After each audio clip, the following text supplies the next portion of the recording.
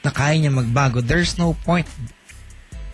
Diba? I'm not saying that it's better na magpakawalang niya siya, but you shouldn't be in his life.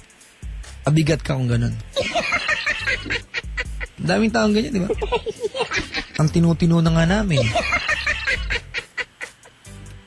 Kay Lunjing, alam mo yan, diba?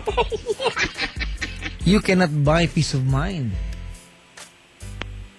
Diba? Tatawa dito. Mga mabayaro po dyan, bagong buhay na po tayo. Gumain na po kayo sa akin. Alam mo ate, Po. sa totoo lang, feeling ko lang ha mga kaibigan, baka naman yung ex niya wala nang kinalaman sa buhay niya. Ikaw yung gumagawa ng parang para maging part pa rin ng relasyon ninyo. You're so insecure. Gawain niya ng mga taong walang tiwala sa sarili nila. Walang tiwala sa ganda nila. Diba? Gawain niya ng mga taong inggitera at inggitero. At ikisa ka dun, te. Alright? Oo. Wala ka antaba ex niya, may message ka? Meron po. Ha? Meron po. Talaga meron, no? Kainis, meron talaga. Sobrang love ko lang po talaga siya. Kaya parang, saka po. Ate, alam ba karamdam ko lang to, ha? Feeling ko you want to own your boyfriend. Ang totoo niyan, kahit ikasal kayo ng boyfriend mo, you will never own that person. He will still be a different person from you. And you will not define what's fun for him. You're not going to define, di ba, what's important sa kanya. He will show you that. And you need to love this person the way he is. Because if you cannot trust this person, love this person the way he is, you better go ahead and find someone else. Or maybe grow old alone.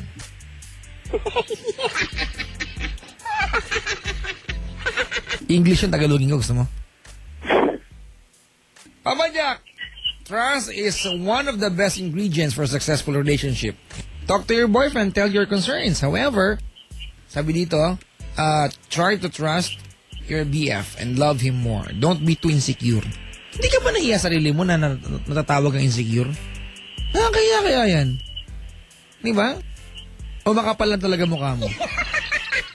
Hindi po. Alam mo, I'm trying to hurt your emotion para magising ka, ate. Kasi nakakainis baka, alam mo, ang iniwasan ko dito, mahal na mahal mo si boyfriend. Diba? Opo. Ang sarap ng pakiramdam. Pero pag iniwan ka niya, dahil torture sa kanya, napatunayan lagi-lagi yung sarili niya sa'yo because you cannot trust him, nakakayang pigilan siya. Kasi kasalanan mo eh. At pag nangyari yon, who do you blame? Wala. Tama? Opo. Go, you know, pagkatiwalaan mo yung partner mo. Tsaka masarap yung pakiramdam. Alam mo ate, totoong love, ang totoong love, hindi kailangan ng kontrata, ng proof. Diba? You don't need anything. It's magical. By the look in the eye po, dapat alam mo na eh. Sometimes nga pag nagmamahal tayo, hindi actually sometimes sa ilon sing eh. Most of the time, di ba? Kahit alam mo na this person is lying to you, you will believe. Hindi ko sinasabing tama yan, pero yan yung sign ng totoong pag-ibig. Di ba? Without any proof, magmamahal ka. Di ba? Kahit alam mo na this person is lying straight into your eyes, paniniwala ka. You get blinded. Yan ang pagmamahal. I am not saying na we practice that, but it's actually very nice to experience that. Especially, di ba, at the end of everything, you will find out na tama pala yung pinustahan mo. Ate, don't try to be so safe na you guard everything na para hindi ka masakta, madaya. Nasaan yung magic of love kung lahat ng bagay gusto mo ng pruweba? Wala. Di ba? Po. Sige. Hindi na kita hihinga ng message para sa ex-girlfriend niya, ha? Kasi walang point eh. Tinetest lang kita kung nakikinig ka pero you don't listen. Meron ka talagang message para... Kasi wala namang ginagawa ex siya sa'yo. Ba't kailangan magmensahe ka? Nagets mo? Hindi po, sa boyfriend ko. Tinanong kita, may message ka para sa ex? Sabi mo, meron eh. Hindi mo. Akala ko yung boyfriend. Nakakaiyak naman. Alright? I wanna hurt at least your emotion. So, maalala mo tong gabing to na, oo nga, di ba? Kung hindi ako magbabago, maiiwanan ako ni boyfriend. Ano pangalan ng boyfriend mo? Lance po. Ha? Lance. Lance. Alright. Ilan taon na si Lance? 25 na po. 25. Mahal mo siya? Opo. Di ba? Sobra. Okay, tamo. Saktuhin mo lang, te, ha? Yung saktong kaya mo pa mag-isip ng tama. Huwag naman magpakabulag-bulag, ha? Opo. Alright. Kung nakaantabay si Lance, what do you wanna tell Lance?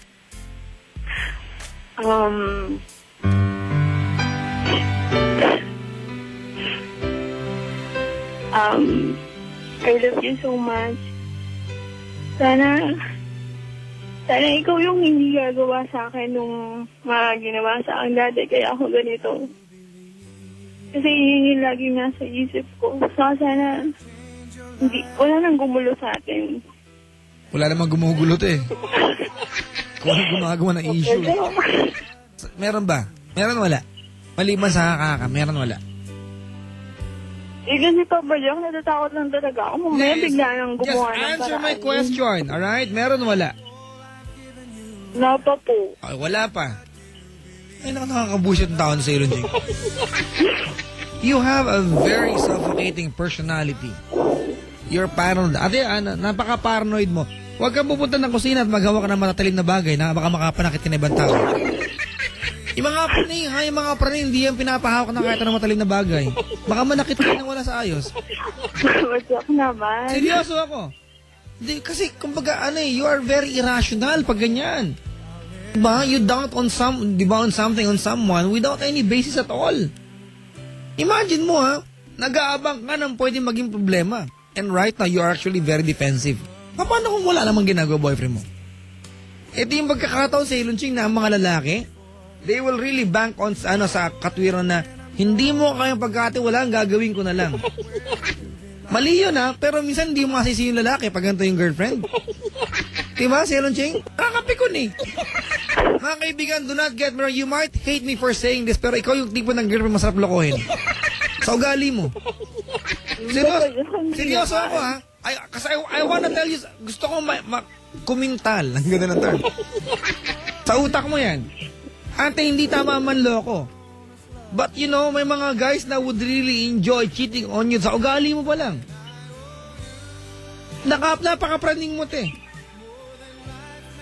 It's okay na maging paranoid, pero konti lang. Kasi sometimes, being paranoid or praning, diba, a little bit of it makes us, make us careful.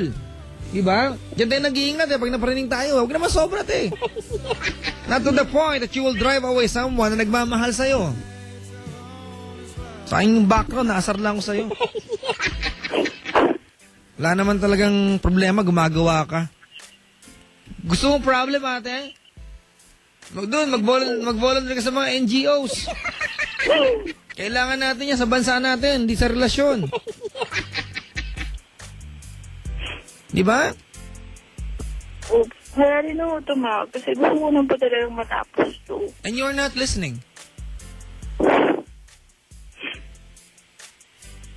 Kung ganyan ka ng ganyan sa Ilunching kahit walang star wala akong makitang star ngayon, I wish sa iwanan ka sana. Huwag naman, Papa Jack. Because, di ba, you are practically asking for it. If you cannot change, ate, you are practically asking na sana